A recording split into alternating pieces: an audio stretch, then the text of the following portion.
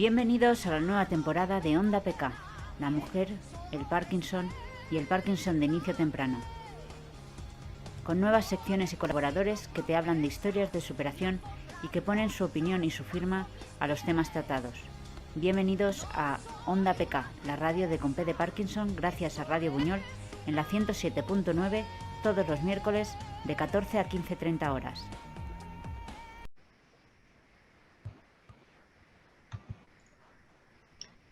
Muy buenas tardes, estamos aquí en una nueva edición de Onda PK, nuestro espacio radial, donde hablamos de lo que nos pasa, lo que sentimos, de nuestra experiencia, mujeres con Parkinson, mujeres valientes, mujeres que queremos cambiar la historia, nuestra historia, y estamos aquí hoy por un programa muy especial con la doctora Sisi Feliz, que es una neuróloga de la Fundación Jiménez Díaz de Madrid, y con Sabel Avión, que es una afectada de enfermedad de Parkinson de inicio temprano, y hoy vamos a compartir con todos ustedes una tarde de EPIT y diagnóstico genético. Buenas tardes, bienvenidas. Buenas tardes. Bueno, ahora si quieren les voy a dar un mini espacio para que cada... Bueno, primero vamos a agradecer a Radio Buñol por este espacio que nos brindan en el 107.9, ahora en este horario de verano, los viernes a las 13:30. Muchas gracias a todo el Ayuntamiento de Buñol y a la radio de Buñol por darnos este espacio, por brindarnos este espacio a Compé de Parkinson y a las mujeres P, que nos hemos autodefinido últimamente como mujeres P y nos gusta. Les voy a dar un espacio ahora a la doctora Feliz para que nos cuente un poquito quién es, cómo empezó su trabajo en enfermedad de Parkinson y a qué se dedica y todo lo que nos quieras contar. Adelante. Muchas gracias. Bueno, yo trabajo en la Fundación Jiménez Díaz, en el área de trastornos de movimiento y en general enfermedades neurodegenerativas. Sí que es verdad que tenemos mayor experiencia en Parkinson porque mi jefe lleva 20 y tantos años trabajando con enfermedad de Parkinson y pues la mayor formación que tengo en trastornos de movimiento es en Parkinson, aunque inicialmente me dedicaba exclusivamente al Huntington. Ahora hago un poco mix.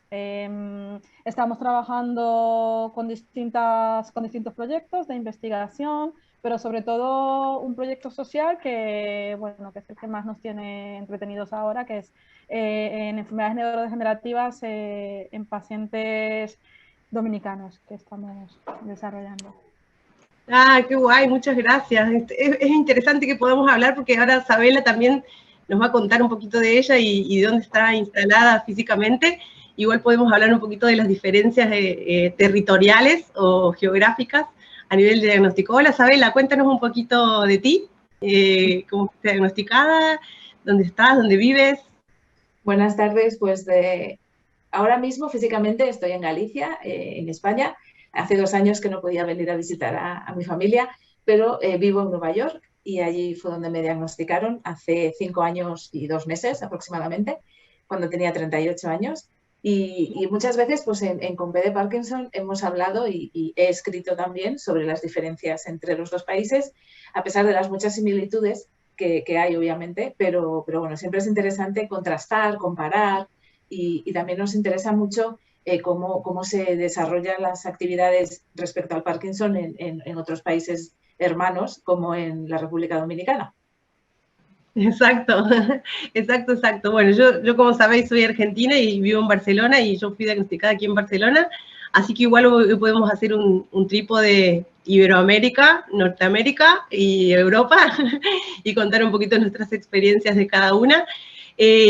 También nos interesa hablar hoy un poco de enfermedades neurodegenerativas y personas jóvenes, ¿no? Y enfermedades neurodegenerativas y diagnóstico genético. A eso te dedicas, ¿no, doctora Sisi Feliz? Un poquito, si quieres contarnos un poquito cuáles son tus proyectos de investigación, en dónde te enfocas, en la genética, cómo es su día a día. ¿Nos quieres contar un poquitín? Vale, sí. A ver, nosotros estamos fundamentalmente enfocados en la enfermedad de Parkinson de inicio temprano. Estamos trabajando con un proyecto con una compañera que es venezolana, que es una genetista maravillosa, y estábamos trabajando con genoma, básicamente mirando genes ya conocidos y buscando, y detrás de, porque claro, el problema con estas enfermedades es que sabemos que en algún momento tendremos diagnóstico genético para casi todas, pero ahora estamos, no como hace 20 años, pero seguimos en pañales. Entonces andamos tras la pista de los genes que no tenemos y cada día vemos genes nuevos que no están vinculados a ninguna enfermedad, pero que ya van apareciendo en varios pacientes, en este caso con enfermedad de Parkinson de inicio temprano, que es el grupo que tenemos mayoritario y que en algún momento tendremos que asignarle un papel patogénico a ese gen. Muy bien. Me gustaría si te parece hacer como una mini explicación, que a mí me gusta como esto siempre de hacer ciencia con palabras sencillas, y explicarle un poquito a la audiencia esto de los test genéticos. Cuando a nosotros nos diagnostican, no sé si a ti, Isabel, te diagnosticaron, ¿hicieron diagnósticos genéticos, Isabel, en Estados Unidos? Después sí, a posteriores sí, he participado en múltiples. Luego si queréis os cuento un poquito mi experiencia, así desde el punto de vista paciente. Vale, sí, me encantaría, pero les quería explicar un poquito a la audiencia que cuando nos diagnostican lo que hacen es buscar un gen específico que ya se sabe que está asociado a la enfermedad, entonces ir a buscar directamente en el genoma en un punto específico, ir a buscar directamente allí si hay o no hay el gen o la mutación que nos están buscando. Lo que hace la doctora Feliz es buscar más a nivel, una aguja en un pajal, por explicarlo, ¿no? Como buscar en todo el genoma, buscar cuáles serían otros genes, cuando este es negativo, el que busca en específico es negativo, se busca más a nivel general en todo el genoma, y así se hace como un cribado de genes que podrían estar asociados a la enfermedad. Ahora, con esta introducción, si quieres cuéntanos, Abel, un poquitito cómo fue tu diagnóstico genético en Estados Unidos. Pues yo, bueno, en Estados Unidos la Michael J. Fox Foundation, hablando de fundaciones, ofrece a todos los afectados de Parkinson la posibilidad de hacerse un test genético a través de una empresa comercial, que bueno, en realidad de estas que cualquiera se puede hacer un test para ver de dónde vienen sus antepasados, que es algo que en Estados Unidos pues, se lleva mucho porque hay mucha variedad. Y entonces, bueno, pues yo lo hice, ahí dio negativo, los que buscan ellos esos concretos, porque hay un montón, bueno, que sepa nuestra audiencia que buscan un gen, pero hay tropecientos que saben que puede haber modificaciones. Esta es la explicación de andar por casa.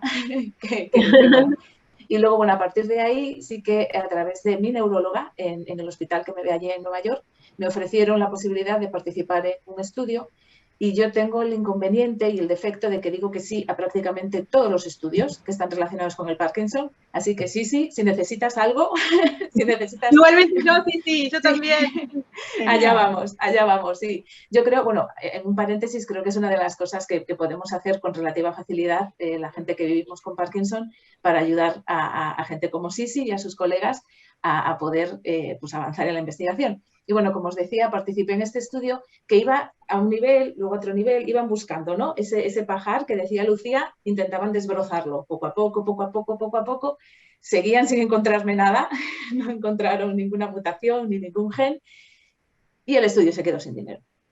Entonces, no sabemos hasta qué profundidad podrían haber llegado y haber encontrado algo, pero hasta donde llegaron el resultado fue negativo. Así que sigue la intriga en mi contexto. Y luego lo que sí sucede en Estados Unidos es que hay unos genes muy concretos que han encontrado, como sabe muy bien Sisi, en los judíos, sobre todo askenazis, que proceden de una zona concreta de Europa. Y entonces ahí parece ser que hay una mutación concreta que han visto una y otra vez en esa población. Y entonces en Estados Unidos hay muchos estudios en los que es condición sine qua non ser judío askenazi o tener genes antecedentes de ese tipo. Entonces es una singularidad que hay en los estudios que, claro, muy concreto en Estados Unidos, que no sé si aquí hay alguna población, sí, en España, que digáis, sí, si eres de la región X, nos interesa ver tu patrón.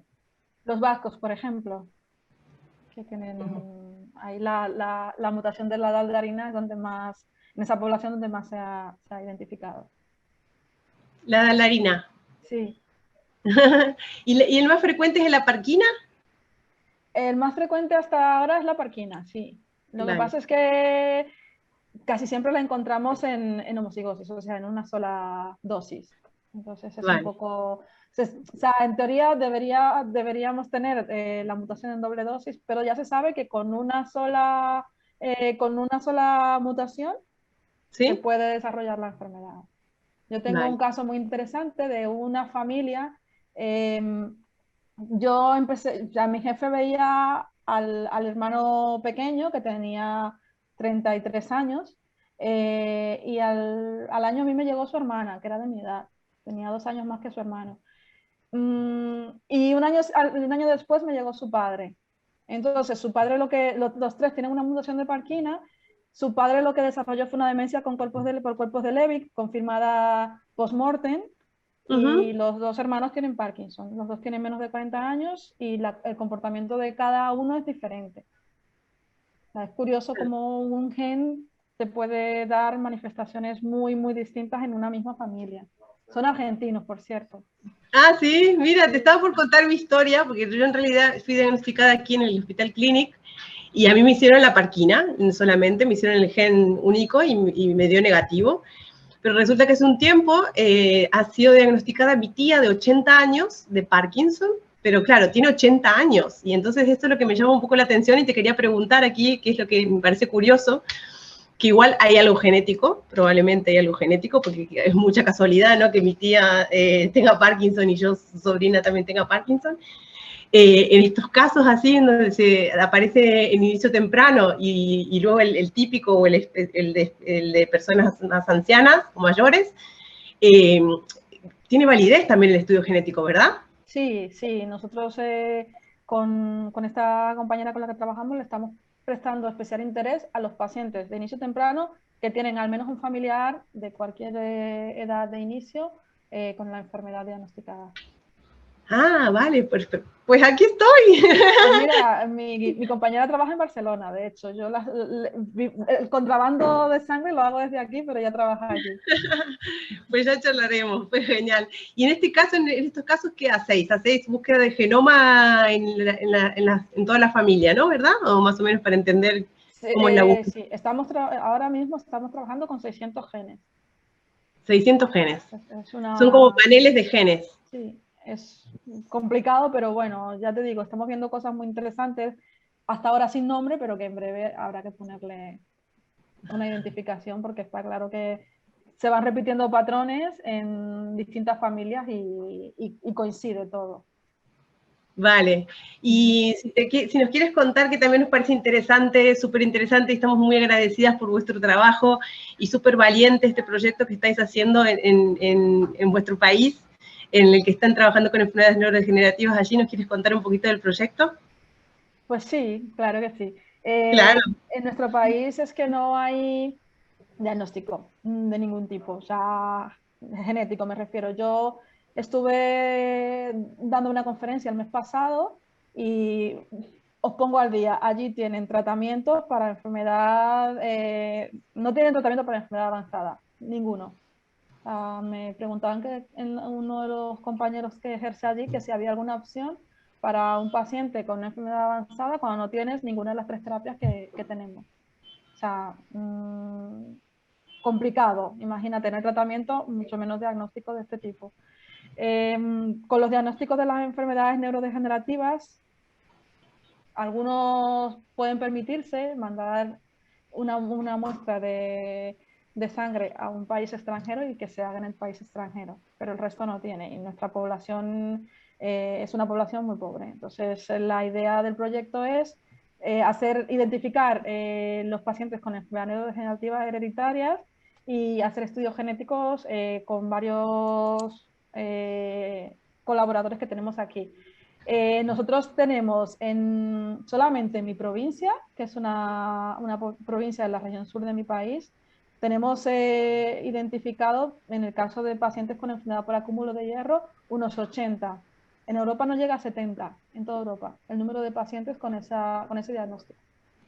O sea, pero allí hay mucho matrimonio entre familiares, hay mucha alteración genética, hay mucha patología genética de este tipo. Entonces la idea es esa, trabajar con ellos, intentar que al menos tengan un diagnóstico y en algunos casos poder ofrecerle tratamiento. Porque, por ejemplo, tenemos el Huntington, que es con lo que empezamos inicialmente este proyecto, tampoco hay diagnóstico. El diagnóstico de Huntington es muy fácil de hacer. Es cuestión de formar a alguien y que ese alguien se encargue de hacer el diagnóstico que se podría hacer allí. Y el resto, pues que es más complejo, si traerlos aquí a distintos hospitales que van a colaborar con nosotros. Qué guay el trabajo que hacéis, me encanta y estamos eternamente agradecidas por ser mujeres valientes, por ir para el frente y por ir abriendo caminos, como quien dice, en lugares donde igual no está todo tan estipulado o tan programado. No sé, Isabela, si tú quieres preguntarle algo a la doctora Feliz. Pues yo me he colado, yo me he Sonia. colado directamente porque quería, me he colado así. Exacto, porque a ver, primero, quería deciros que no sé si la gente que nos está escuchando, si es gente de Buñol o gente del colectivo de Parkinson, pero la gente del colectivo de Parkinson supongo que sí que será una idea de lo que está hablando esta mujer. Es decir, por poner un poco en situación a la gente, yo me imagino a haber nacido por diferencia, es decir, de repente naces en un sitio o naces en otro, ¿vale? Y me imagino no tener medicación por las mañanas y lo duro que debe ser. O sea, es que de verdad es por poner en antecedentes a la gente cuando estás hablando de que tomáis las riendas del problema y decís, aquí hay algo que hacer y lo hacemos. De verdad que no estaremos, o sea, yo imagino que la gente cerca de vuestro centro debe estar más que agradecida porque es que no tener esa medicación, no tener es no ser funcional en tu vida, en tu día a día. Y gente con nuestra edad es gente que tiene niños pequeños de edades tempranas y que les deis la oportunidad de tener una esperanza, un hoy y un mañana, me parece brutal, de verdad que sí. Oye, solo quería entrar para decir eso, ¿vale? Que me parece que la gente, no, es que me parece que es un gesto maravilloso. Y luego también quería preguntarte por el tema de la fundación, es decir, o sea, ¿cómo llegáis a esa idea? ¿Cómo llegáis, de repente decís, lo has dicho tú ahora, hay un problema, vamos porque realmente aquí no es un problema, es decir, el diagnóstico es simplemente, como tú has dicho, es tener una serie de parámetros y tal.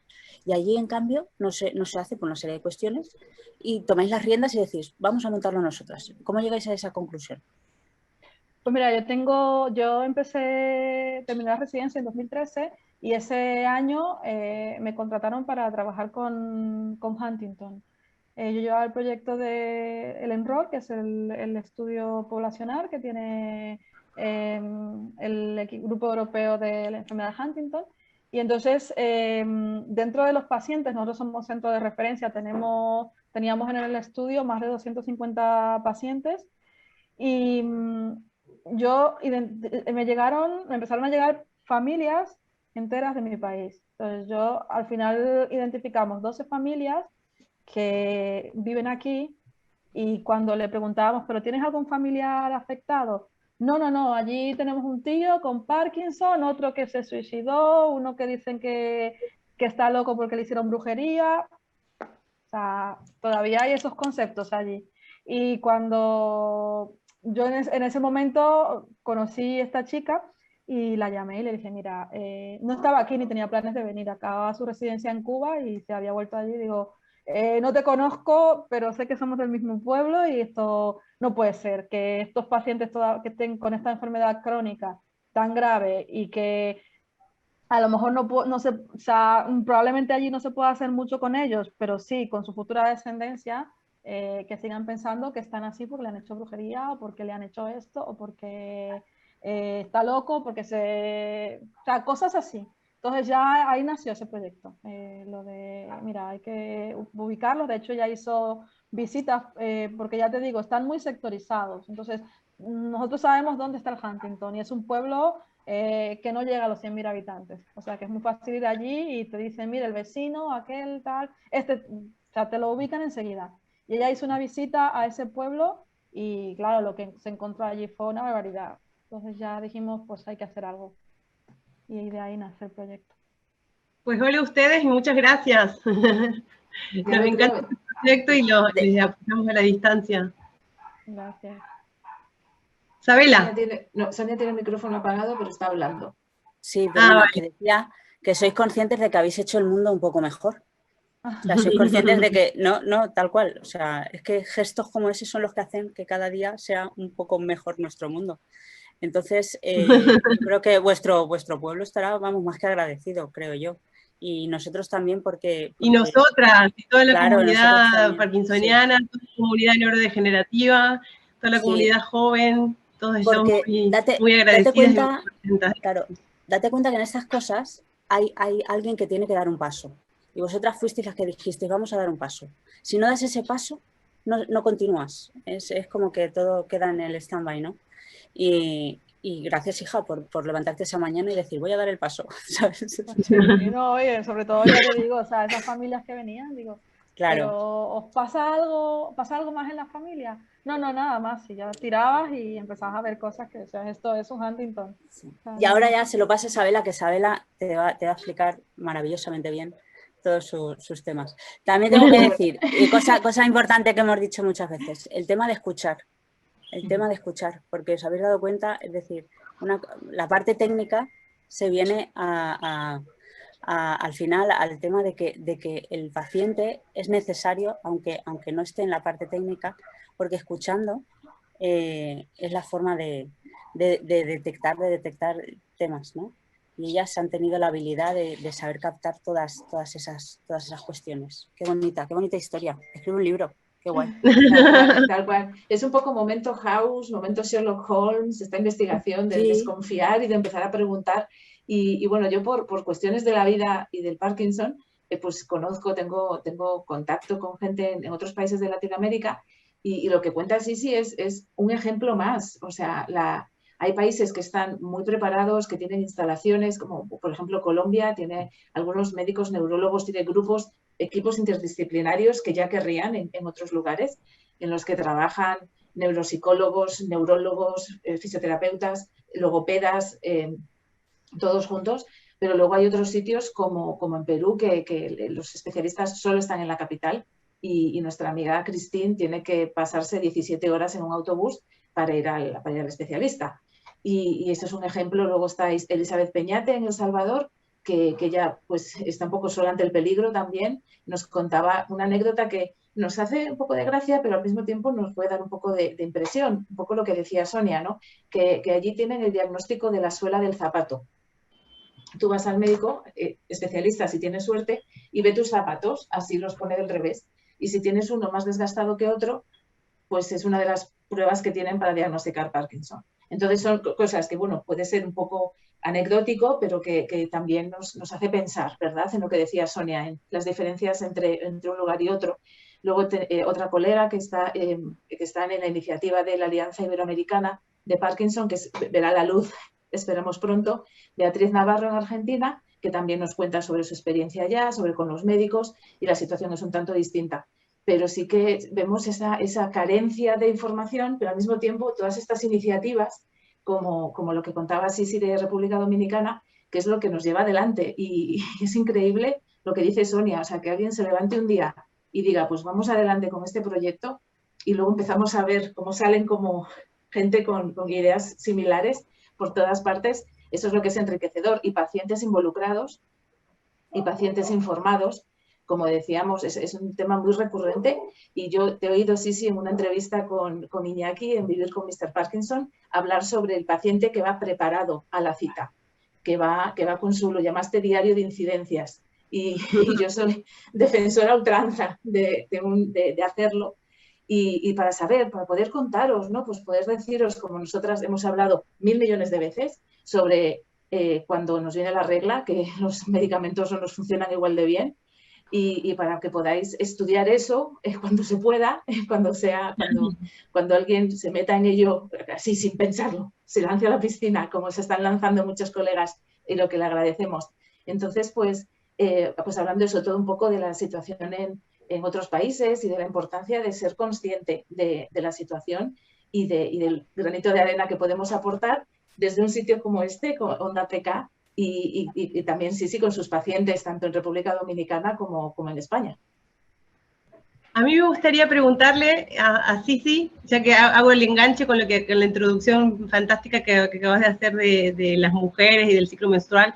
Yo soy una fiel sufridora de eso, estoy ahora justamente premenstrual perdida, así que estoy ahora que no puedo ni moverme, estoy rígida, perdida, se me cae todo, me tropiezo con todo, y sigo tomando la misma medicación que cuando estoy divina preovulatoria.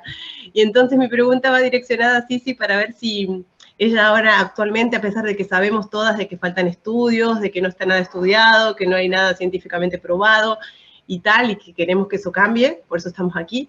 Si tú sí, en este momento estás haciendo algún tratamiento personalizado o especializado para mujeres con Parkinson, o todavía eso está un poco lejos.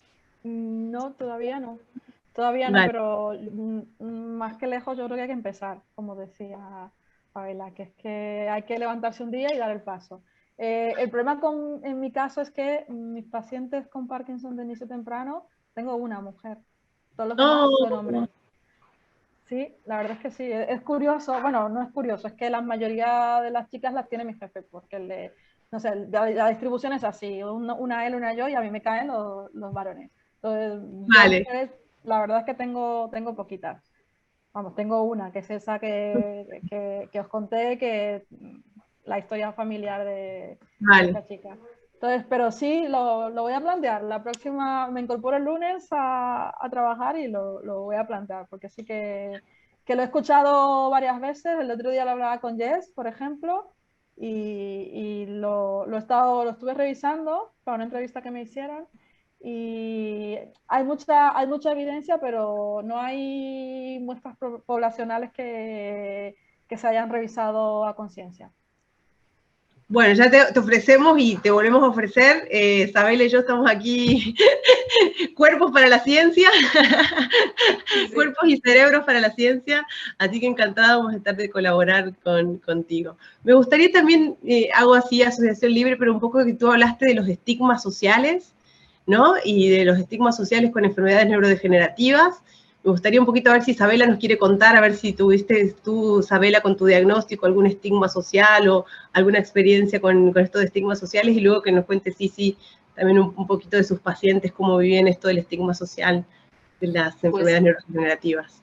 Pues Lucía, yo estigma social así como súper claro, súper, oh Dios mío, creo que no, o si lo viví no me enteré.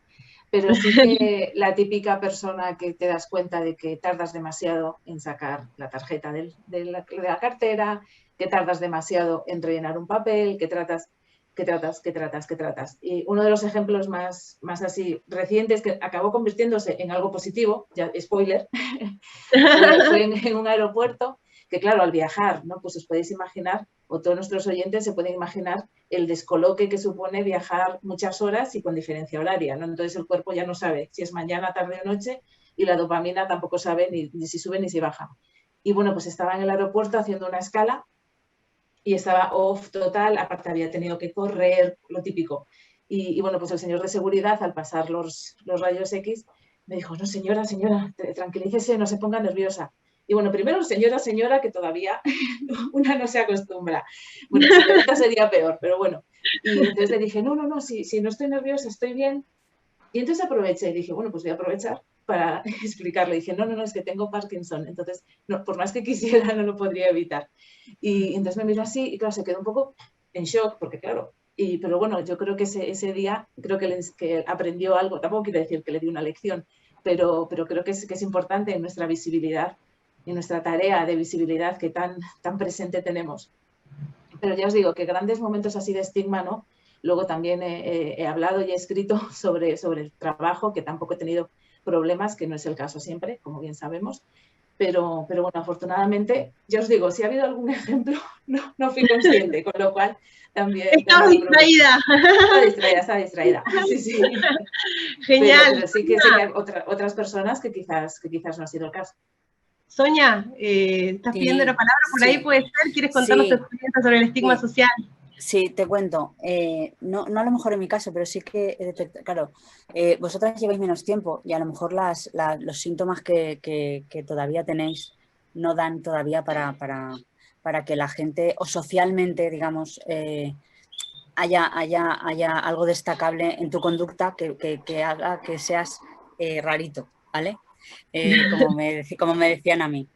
Es decir, el tema es que ahí entramos ya en otros temas, pero fíjate que estos temas son los que más nos afectan luego. Es decir, yo siempre digo, hablamos siempre de síntomas motores, el Parkinson como síntomas motores, pero en cambio, cuando la gente habla contigo, lo que más le angustia, lo que más le afecta a su vida diaria no son los motores, son otro tipo de síntomas. Por ejemplo, vosotras, gracias a Dios, no habéis tenido discinesias, ¿vale? Pero yo, antes de la DBS, tuve una época en la que a mí, en este momento, no me estaría diciendo en la pantalla. Estaría aquí, o estaría aquí, o aquí, o aquí, o aquí, ¿vale? Me pasaba todo el tiempo moviéndome.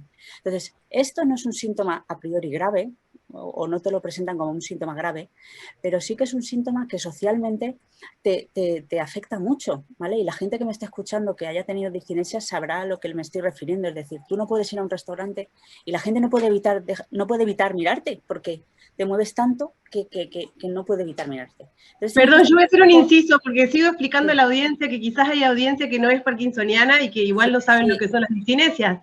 Yo quería hacer un inciso de que las discinesias, bueno, quizás nos lo explica mejor la doctora neuróloga. ¿Qué son las discinesias, doctora Feliz? Pues es un movimiento involuntario que puede asemejar a un baile y que puede aparecer en cualquier parte del cuerpo en pacientes con Parkinson y que puede tener relación con el exceso de medicación o cuando empiezan a aparecer las fluctuaciones motoras que llamamos, que ya no tienen que ver con el exceso de medicación, sino con alteración de los receptores dopaminérgicos. Eso se ve ya en fases más avanzadas. Muchas gracias.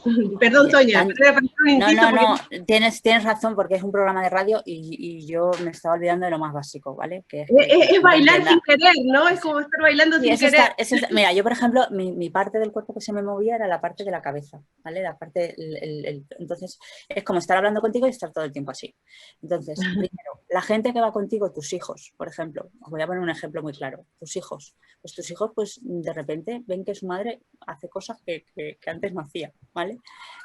Cuando, como decías, vas a un restaurante, pues te miran, vas a pagar, pues es decir, entonces, el estigma es algo que no, a ver, yo no sé si lo llamaría estigma, pero sí por lo menos el hecho de que socialmente no es cómodo, ¿eh? Hay síntomas que son incómodos y que nos afectan mucho, muchísimo. Y esto es muy difícil de explicar siendo joven, siendo EPIT, ¿vale? Porque si eres un perfil más mayor, a lo mejor la gente puede entender que te ocurre algo. O sea, los seres humanos lo que hacemos es que la información que no tenemos la rellenamos, ¿vale?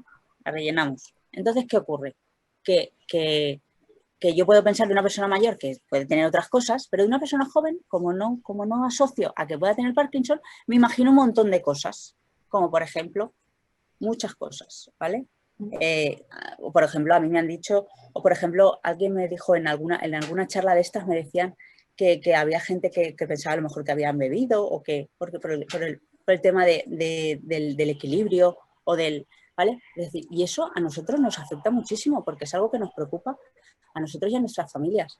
Entonces, a mí me parece alucinante el trabajo también de formación que creo que debéis estar haciendo en el centro, porque me estabas hablando de que hay una serie de comentarios que tú escuchabas que decías, bueno, es que ellos, digamos, hacemos esto del causa-efecto, ¿no? Y hacemos una serie de interpretaciones de la realidad. Que vosotras supongo que también estáis trabajando en eso, en que la realidad sea la que es y en que haya unas acciones de formación que les ayuden a entender por qué fulanito anda así o por qué a mí yo voy más lenta y me cuesta pagar en el Mercadona, ¿vale? O cosas así. Es decir, que eso es lo que hace que tu vida sea más fácil, que el otro te comprenda y sepa cómo ayudarte, creo yo. ¿Cómo hacéis en vuestro caso? Sí, cuando diagnosticáis a una persona joven con neurodegenerativas que viene con esta un poco idea de que su familia está loca o que su pariente está un poco para allá, ¿cómo hacéis? ¿Qué trabajo o cuáles son las herramientas que utilizáis para convencerles de que no están locos y que en realidad lo que tienen es una enfermedad neurodegenerativa? Pues mira, explicárselo con claridad. Yo creo que si te explicas y sobre todo empatizas con la persona, es más fácil.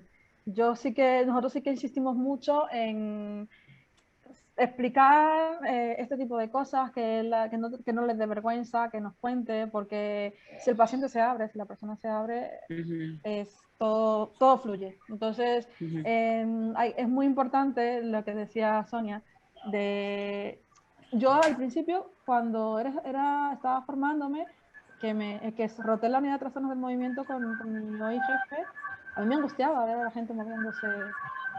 Madre mía, no pueden parar. Pues imagínate, Sonia, cuando tienes discinesia, tienes 40 años y no puedes acceder a una terapia avanzada. Eso complica, ¿no? Un poco el estigma social, y por eso yo creo que en países donde no están disponibles estas terapias, la gente se agarra de cualquier explicación. O sea, es más fácil decir, está loco, que tiene un Parkinson y está en una fase avanzada a pesar de ser joven. Entonces, claro, porque yo hablaba de tratamientos farmacológicos, pero claro, un tratamiento avanzado es carísimo. O sea, bueno, para la gente que no lo sepa, aquí en España te lo hacen por mediación del plan sanitario público, pero si tú tuvieras que pagarlo, es costoso, muy costoso, tanto que yo entiendo que en países como los que tú me estás hablando, donde el centro es completamente altruista y social y tal, será como casi imposible, ¿no? Que puedan acceder o bueno, no sé, no sé, que les debe de costar mucho acceder, ¿no? Es decir, no sé, porque allí ¿cuánta gente se operará más o menos? En mi país se hizo la primera cirugía en abril. ¡Ay! ¿En serio? ¡Wow! Sí, sí. Se hizo en abril. Increíble las diferencias, ¿no? Pero claro, allí no hay sanidad pública, entonces ¿quién se puede pagar una cirugía como esta? A lo mejor un 2% de la población. Pero fíjate que yo siempre pienso, y creo que el COVID nos está enseñando algo, que espero que aprendamos algo, no sé si aprenderemos algo, pero de las cosas que aprendemos es que somos ciudadanos del mundo. Es decir, que al final las cosas, o sea, no sé cómo explicarlo. Yo es que me siento con estos temas, de verdad siempre me he sentido muy concienciada, porque es que pienso que las fronteras no existen en este sentido, ¿no? Es decir, y bueno, lo que nos ha enseñado es eso. Un ejemplo de ello somos las 3 personas que estamos aquí contigo, que somos las 3 nómadas. No, pero escucha, y qué rica es mi vida desde que estáis en ella, me refiero. Es que eso es así, es que es riqueza pura y dura. A mí me gustaría comentarle a la doctora Sisi el tema de una compañera que tenemos en México, que ella tiene muchos problemas con la medicación mientras tiene la regla. Y tanto es así que su neurólogo y su ginecólogo han optado por quitarle los ovarios. Y ella me escribió el otro día preguntándome que si conocía casos, que si ya había literatura al respecto de ese tema. Y me pareció sorprendente que aún, yo qué sé, en pleno siglo XXI, que todavía no se hable de esos temas que son tan importantes para nosotras. Pues la verdad es que yo no conozco ningún caso, pero insisto, hay que estudiarlo, hay que levantarse y estudiarlo, porque la información que voy recopilando así de personas con las que contacto es esa, es que los días que tienen la menstruación y los días previos es como si les faltara medicación. Habrá 2 opciones, o hacer ajustes cíclicos en las mujeres. Lo de quitar los ovarios a mí me parece algo extremo, pero a ver. En mi caso a mí me ofrecieron tomar anticonceptivos y yo la verdad que no estuve muy de acuerdo, pero bueno, también es algo que también me lo planteo y que me gustaría que me dieras tu opinión, porque claro, es como, no sé, más pastillas. Tampoco funciona. Es como escucha, pues no te voy a decir, yo creo que yo me he tomado anticonceptivos de siempre, por otro tema, y en la temporada después de la DBS que no me tomé, por un tema de los trombos y eso, de la operación, me dijeron que podía dar bueno, que me esperara un tiempo, y sí que ahora que lo estás comentando, sí que coincidió que empeoré esa semana. O sea que yo no sé si no sé, será multicausal, no sé si es exactamente, pero mira, no descartaría yo, no sé. ¿Qué opinas? Una manera de empezar, yo pienso habría que estudiar, pero eso habría que estudiarlo, claro, yo lo he dicho así, o sea, en mi caso digo, pero que habría que estudiarlo, eso será multicausal, claro. Yo creo que se debería establecer por protocolo que los neurólogos siempre pregunten a las mujeres cómo es su ciclo menstrual con respecto al Parkinson. Debería establecerse por protocolo. Es una manera de empezar, de poder incluso llegar a la comunidad científica y decir, mira, esto es lo que sucede con las mujeres con Parkinson. Sí, porque hay muchos ginecólogos que no te preguntan. Eso es como un tema tabú. De hecho, si le preguntas a cualquier ginecólogo, a lo mejor no lo asocia.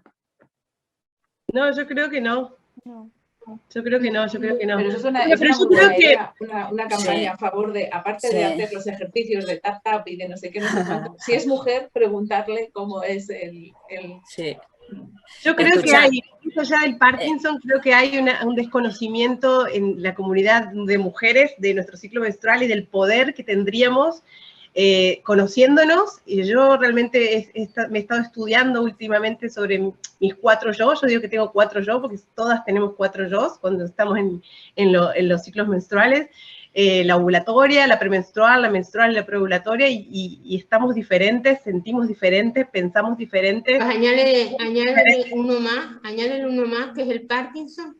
Añádele uno más que el Parkinson. Claro, porque también está presente ahí. Total. Pero creo que tenemos que nosotras como mujeres enseñarnos y apoyarnos a nosotras de tomar conciencia de nuestra ciclicidad. Pero creo además, que nuestra sociedad se ha encargado de anularla o de dejarla a un lado o de hacer como que no existe o bloquearnos con los anticonceptivos para que estemos lineales y trabajemos y produzcamos igual en el mismo tiempo durante todos los días del ciclo. Y yo creo que aquí hago un llamamiento a todas las mujeres que nos estén escuchando para que se escuchen, para que se conozcan, para que tomen un cuaderno. Yo lo he hecho y me he tomado un cuaderno y me he anotado 1, 2, 3, 4, 5, 6 hasta el 28 y he apuntado cómo me siento emocionalmente, energéticamente y físicamente en los días. Y es algo brutal, porque yo creo que si nos hubieran enseñado eso desde pequeñas, o si hubiéramos tenido este conocimiento y esta conciencia de esta ciclicidad, seríamos mucho más poderosas, porque podríamos decidir cuándo y cómo hacer las cosas y decidir los momentos. Así que hago un llamamiento a todas las mujeres que tengáis conciencia de que somos cíclicas y que en eso hay un potencial brutal de poder. Pero además date cuenta que hay otras variables, porque yo, por ejemplo, he tenido problemas de fertilidad con mis dos hijos, entonces he hecho tratamientos de fertilidad, o sea, ahí añadimos más variables, es decir, los tratamientos de fertilidad normalmente se hacen también más a las mujeres, que eso también habría que estudiarse, y otra serie de enfermedades que también podrían dar luz al tema hormonal. El tema hormonal yo creo que debería de, como decía Paqui, debería de por norma empezar ya a analizarse en cada caso. Me parece imprescindible. Y desde aquí, pues, me gustaría comentarle a la doctora Sisi que sabemos que va a haber un congreso de neurólogos en noviembre, que sería importante que se hablara de ese aspecto, de esa necesidad que tenemos las mujeres de que se nos pregunte.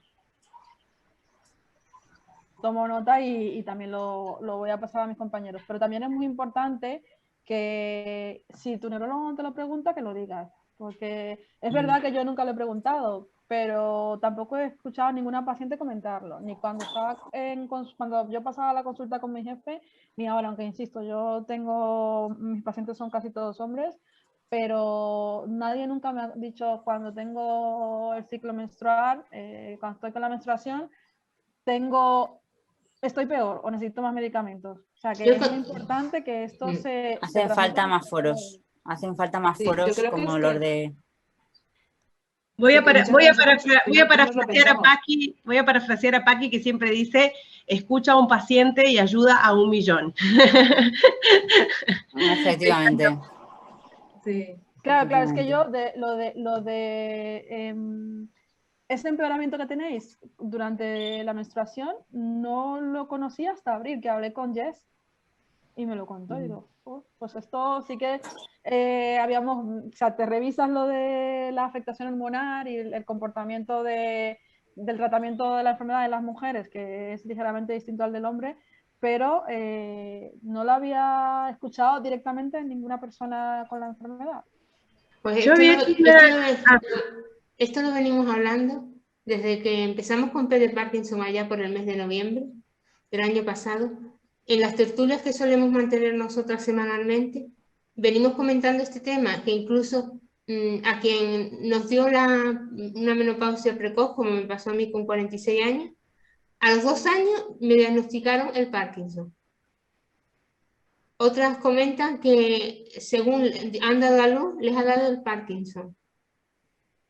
Entonces, comentamos, tiene que haber algo por ahí que esté relacionado en las mujeres el inicio del Parkinson temprano. Yo cuando apenas me diagnosticaron... Que lo puedes tener genéticamente o que puedes estar predispuesto a la enfermedad, pero a lo mejor el aspecto hormonal o algo parecido tiene que afectar a que el Parkinson aflore antes de tiempo en las mujeres. Yo leí algo cuando me puse a investigar, cuando fui diagnosticada, que me puse a leer como una loca, porque soy muy curiosa y porque quería saberlo todo, pero entonces me puse a investigar que había como un papel protector de los estrógenos, ¿no? Un papel protector de los estrógenos con la enfermedad de Parkinson. Entonces quizás yo me explicaba a mí misma, ¿no? Que cuando se nos caen los estrógenos en el ciclo menstrual, igual empeoramos por este papel protector que tendría, pero no sé si tú sabes si este papel protector es a corto plazo o a largo plazo, o si tú habías leído algo relacionado con los estrógenos. Sí que he leído lo de ese efecto protector que tienen, pero no está claro si se mantiene con el tiempo. De hecho, claro, si estuviese tan claro, a lo mejor la terapia estrogénica en las mujeres sería otra opción de tratamiento. Nada, tenemos que invitar a algunos neurólogos de vez en cuando a nuestras charlas. Pues sí. O a los científicos a que una vez en semana se unan a nuestras charlas, que estén calladitos escuchando lo que nosotros hablamos, porque se sorprenderían. Estos días hemos estado hablando sobre el tema de cómo se comporta nuestro intestino con la enfermedad de Parkinson.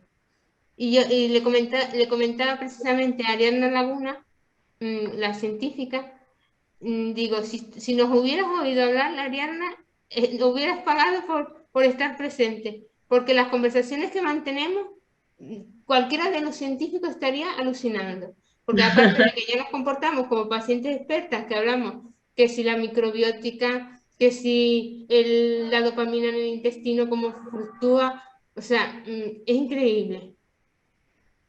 Pues sí, la verdad que sí. Yo siempre digo que sabemos deletrear Lewy, cuando se habla de la demencia, como es de Lewy, de las células esas, que sabemos deletrearlas. Pero ahora me quería recordar, bueno, y contarle a Sisi, porque igual no lo sabe, que hubo una iniciativa, precisamente hace unos meses, yo tampoco sabía, o sea, yo notaba que ciertos días al mes la cosa no iba igual de bien, y empecé a conocer a las chicas P, como dice Lucía, y nos dimos cuenta de todo esto. Y de hecho hubo una encuesta oficiosa totalmente, o sea, de andar por casa, como casi todo lo que luego se convierte en premios Nobel, ese es nuestro objetivo. Así que una encuesta que se hizo en inglés, que le hicieron varias colegas, también compañeras de batallas, y pues todas las respuestas sí decían que había alguna modificación, no sabíamos, variaba y era distinta, que claro, eso no ayuda. Sabemos que en el mundo científico queréis que todo se parezca lo máximo posible. No, pero no te preocupes que esa encuesta va a volver a salir dentro de un poquito.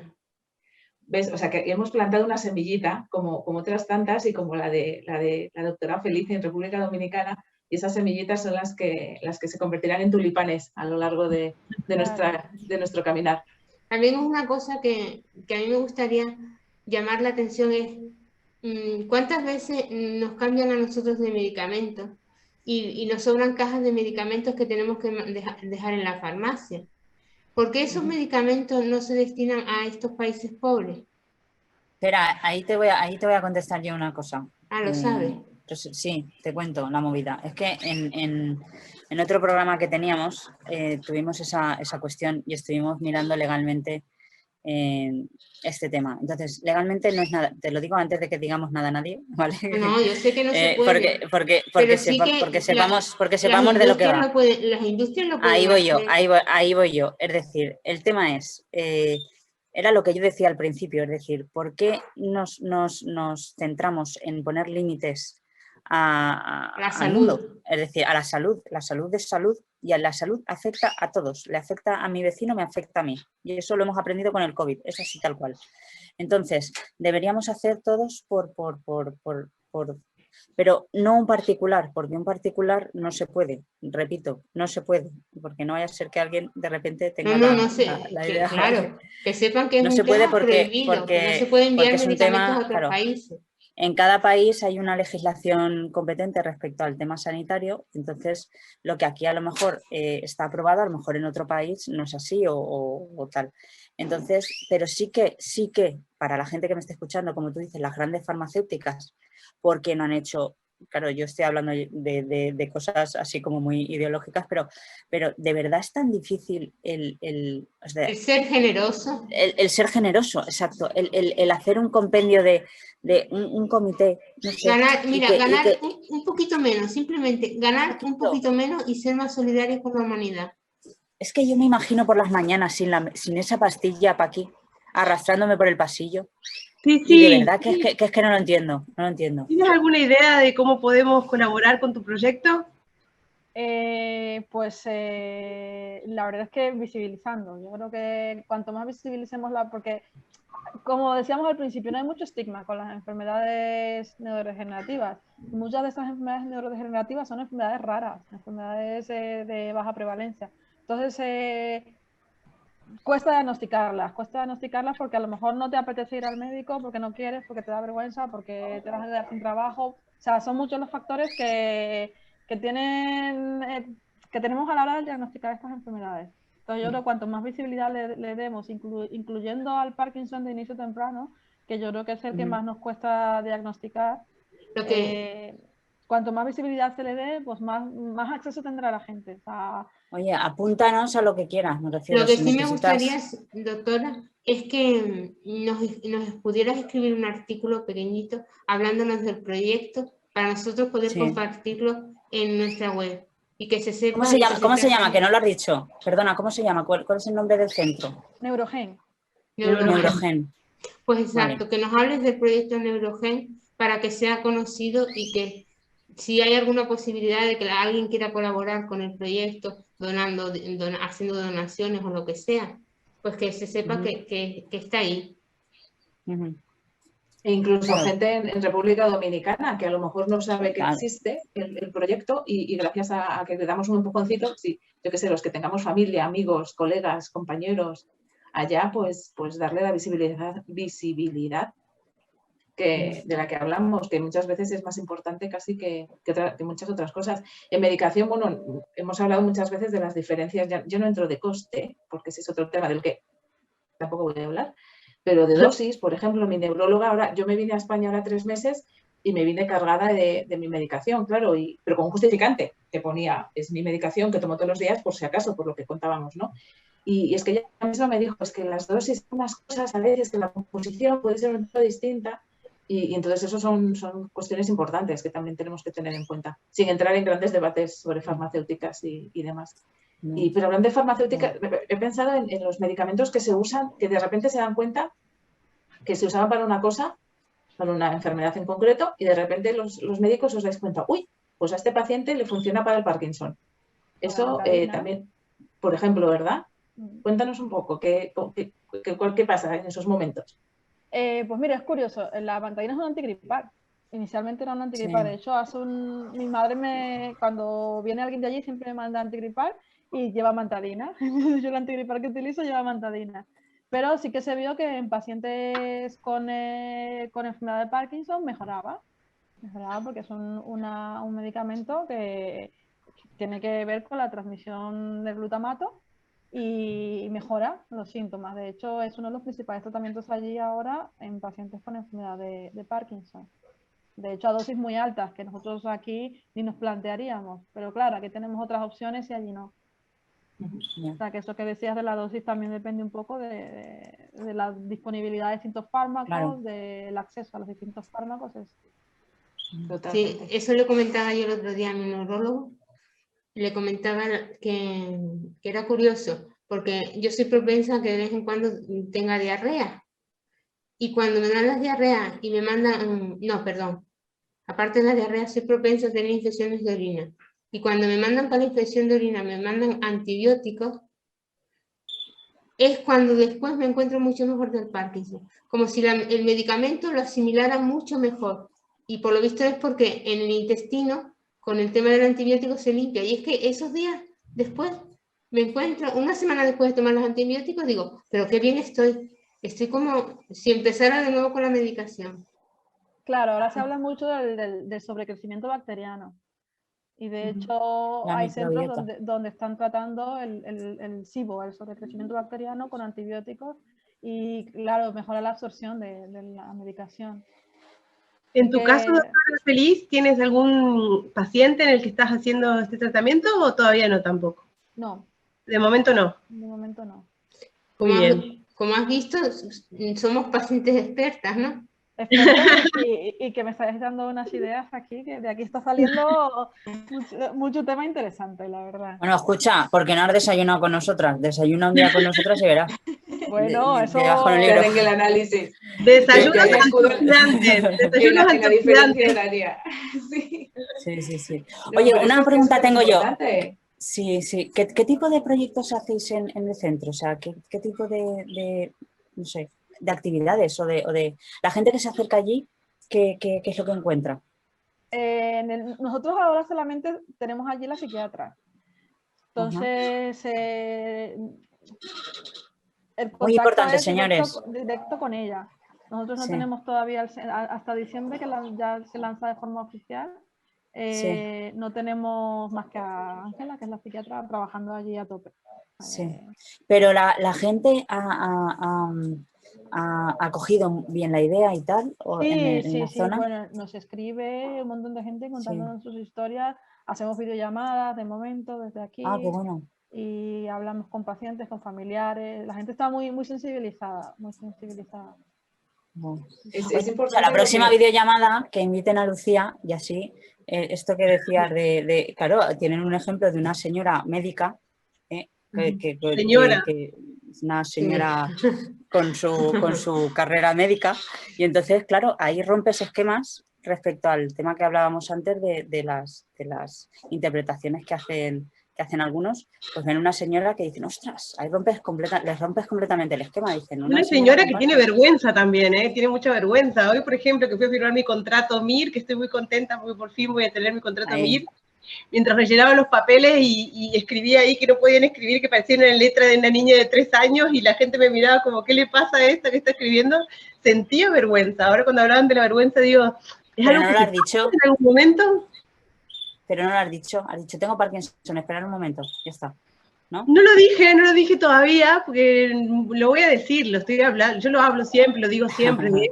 De hecho, el fin de semana tuve el casamiento de mi primo, que tuve que leer unas palabras en el Ayuntamiento de Barcelona delante de la alcaldesa, y me paré delante de todo el mundo y empecé a temblar como una... No podía parar de temblar la mano, la pierna, todo me temblaba, todo, no podía leer nada.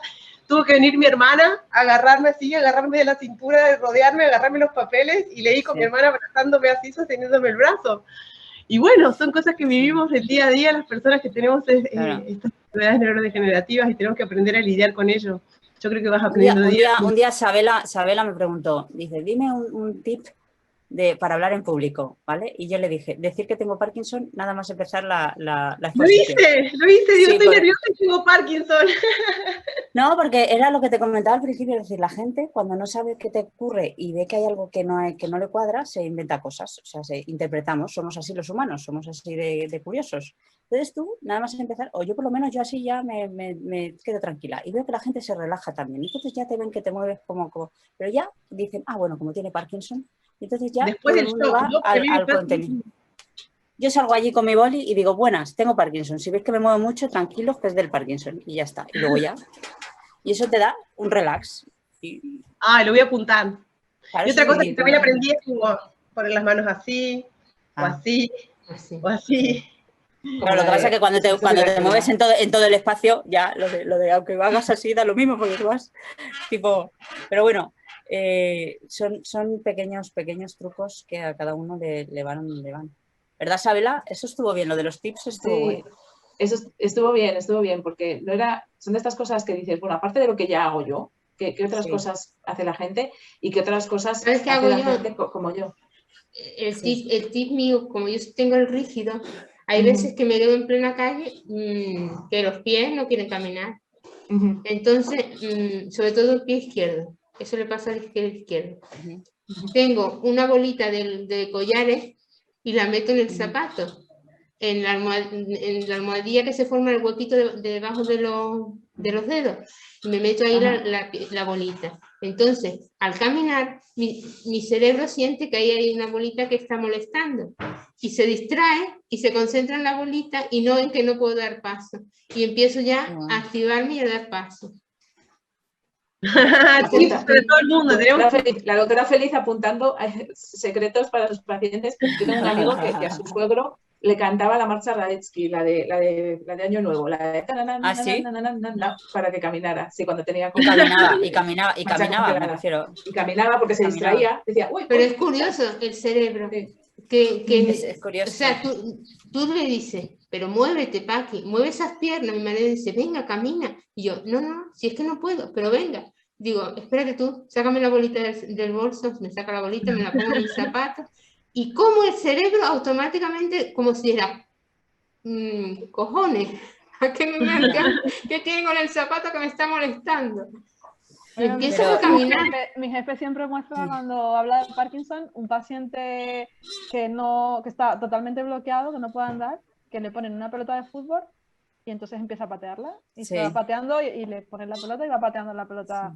Es que la marcha es muy compleja y el circuito principal que se le afecta a la enfermedad de Parkinson, pues parece no afectar del todo otras vías. Entonces, sí. Como si una vez, claro. Recuerdo una vez en Madrid, doctora, que se me metió en la cabeza que había una persona persiguiéndome. Si tú me vieras corriendo por las escaleras del metro, con Parkinson y todo, cuando llegué arriba me dice una amiga, pero muchacha, ¿qué te pasó si te vi corriendo que parecía Fittipaldi? Y digo, hay que ver cómo caminar no puedo y correría, vamos, ponme algo que me haga o correr. Subir escaleras, yo voy totalmente bloqueada, llego a una escalera y la subo como si nada. Llego al rellano y me quedo así. Y la gente no lo entiende. Hasta que vi una TED Talks de una chica, de una doctora india, de India creo que era, que su tío le llenaron de vinilos que similaban escaleras todos los pasillos. Entonces el hombre lo grababan, era una cosa alucinante, a mí el cerebro, lo grababan sin los vinilos y no andaba. Le pusieron los vinilos pegados en los pasillos y bueno, él se hacía la marcha. Digo, ¿qué cosas? Digo, pues fíjate, si fuera esto tan fácil. Sí, yo hablaba con una neuróloga que se dedica al Parkinson, que es una de mis neurólogas favoritas, que es la doctora Lidia López Manzanares, de La Princesa, aquí en Madrid, y estaban trabajando con un proyecto con gafas de realidad virtual para los bloqueos de la marcha. Qué bueno, qué bueno. Y eso lo están investigando ahora. Yo he leído algo, pero estaba como muy empezando, ¿no? El tema de la realidad virtual. Sí, pero la verdad es que las bases que tienen para ese proyecto, vamos, son las de toda la vida. Le cambias el patrón de marcha y se elimina el bloqueo. O sea que es súper interesante eso. Es la evolución de la piedrita en el zapato de Paqui. Exacto. Pues escucha. La evolución digital. Pero eso tú sabes lo que, o sea, yo cuando me he bloqueado, me bloqueo, pero me bloqueo que ni ando, ni me muevo, ni nada. Algo así, algo que fuera tal cual como, y llegará, yo supongo que llegará. Llegará, claro que sí, porque están en ello. Yo ya me mostraba que le estaban haciendo una aplicación para simular sobre la superficie, distintas superficies, ¿no? Piedras, arena, escaleras, y cambiar continuamente el patrón de marcha para que el cerebro esté estimulado y que esos circuitos alternativos de la marcha sean los que te permitan caminar durante ese bloqueo. Qué guay, muchas gracias. Bueno, esta mañana estuve leyendo un artículo que salió que ya en Manchester en la Universidad de Manchester, están trabajando con un sistema de detección precoz del Parkinson, y es a través de la grasa de la piel, porque todos saben que las personas con Parkinson sudamos mucho, y entonces pues esa grasa que tenemos en la piel, por lo visto, tiene cierto contenido, no me acuerdo qué contenido era, pero vamos, que era propio de personas con Parkinson. Y por ahí están trabajando ya en hacer los análisis a través de la piel. Pues que sigan todos los avances científicos, que avancemos pronto, porque necesitamos cambios. Gracias, doctora. Sí, es una pena, mujeres valientes, hermosas, bellas. Esta conversación está muy alucinante, pero nos acaba el tiempo. Sí, espera, un segundo, que Sabela creo que quería decir alguna cosa. Dale, no, sí, les iba a dar un momentito para despedirnos a cada una, para que nos den sus palabras de despedida. Bueno, un poco de despedida, pero de cuña a favor de una cosa muy importante que ha dicho la doctora Félix, que en República Dominicana la presencia que tienen es de una psiquiatra. No se habla lo suficiente sobre la salud mental, no se habla lo suficiente sobre salud mental en enfermedades crónicas y en Parkinson, y a veces se nos olvida que deberían formar parte psicólogos o psiquiatras o lo que tengamos más a mano o con lo que nos sintamos más cómodas. Ese tipo de profesiones deberían formar parte de nuestro equipo, valga la redundancia, desde el principio, casi igual que el neurólogo, que el farmacéutico o la farmacéutica, que también están ahí presentes, y que otro personal, que fisioterapias, por ejemplo, fisioterapeutas. Nutricionista. Sabela. Nutricionistas, cierto, sí, era eso lo que quería decir. Eres un 10, porque además yo me pregunto, ¿por qué hay enfermedades, digo en España, por ejemplo, en la Asociación contra el Cáncer ya hay todo un protocolo por el cual tú enfermas y lo primero que te ofrecen es una asistencia psicológica a ti y a tu familia. Y eso está dentro de los protocolos sanitarios del plan de salud. Entonces, si se ha visto que es efectivo ahí, muy efectivo además, y es una inversión en salud, no solo tuya, sino también de tu entorno, es que creo que es súper necesario equipos multidisciplinares desde el principio. Y cuánto bien nos haría el poder hablar de lo que nos pasa y de lo que les pasa a los nuestros. ¿Por qué decidisteis llamar en primer lugar a una psiquiatra? Sí, perdona, doctora. Pues porque... No, sí. Porque en las enfermedades neurodegenerativas, en cualquier enfermedad neurológica hay un componente psiquiátrico importante que va a incidir de forma significativa en tu respuesta al tratamiento.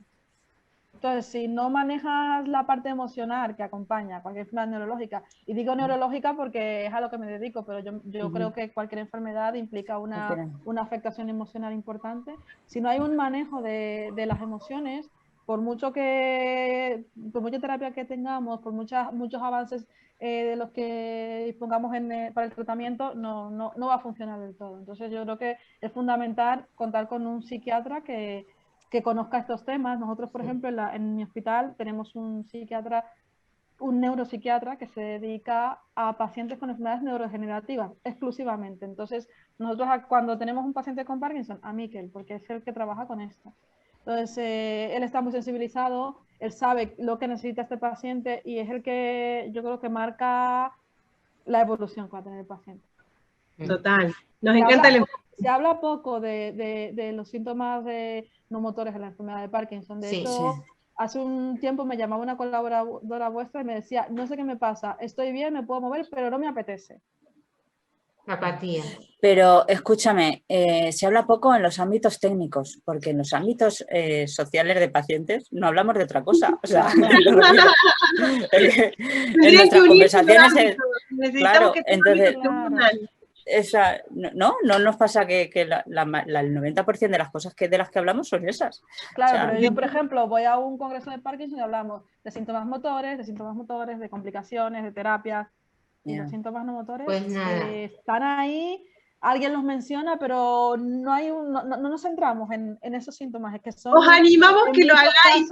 Pues sí, pero en muchos casos a ti no te limita, porque tú tienes una terapia que te permite moverte, que te permite desenvolverte bien, pero tienes unos síntomas no motores que no van a responder a la terapia dopaminérgica de forma habitual y que son los que te están realmente limitando. O sea, tú estás bien, te puedes mover, pero como me decía esta persona, no tengo ganas, pues mal asunto. Sí. Claro, Claro. es como a mí me pasa que a veces que me dicen, te ves estupenda o estás divina. Sí, estoy divina, pero no me ves en mi casa cuando tengo la pila de platos para lavar y estoy tirada en el sofá y no tengo energía ni para levantarme.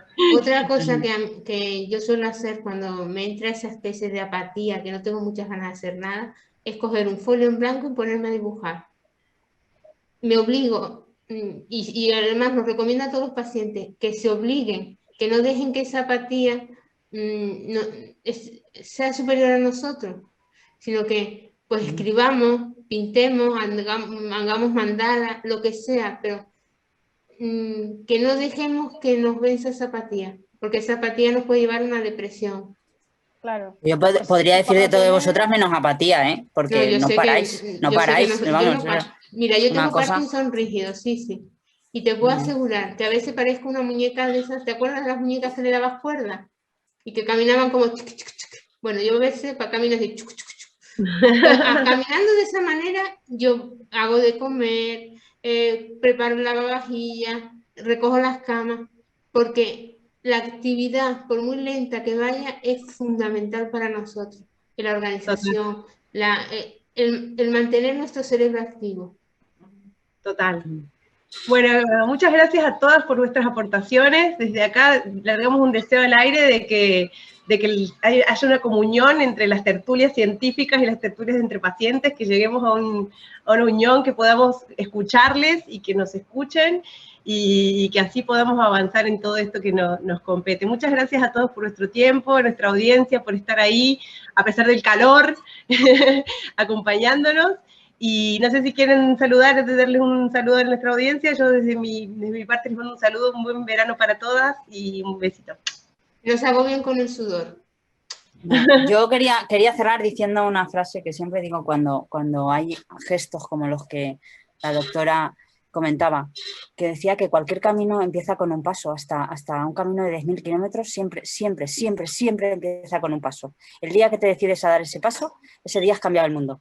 Y tú lo cambiaste el día que decidiste levantarte esa mañana y de hacer algo por los demás. Que muchísimas gracias. Gracias, Cici. Y esperamos tu artículo. Mucho ánimo, mucha fuerza. Mucha fuerza. Estamos contigo. Muchas gracias. Un placer. Gracias, Abela.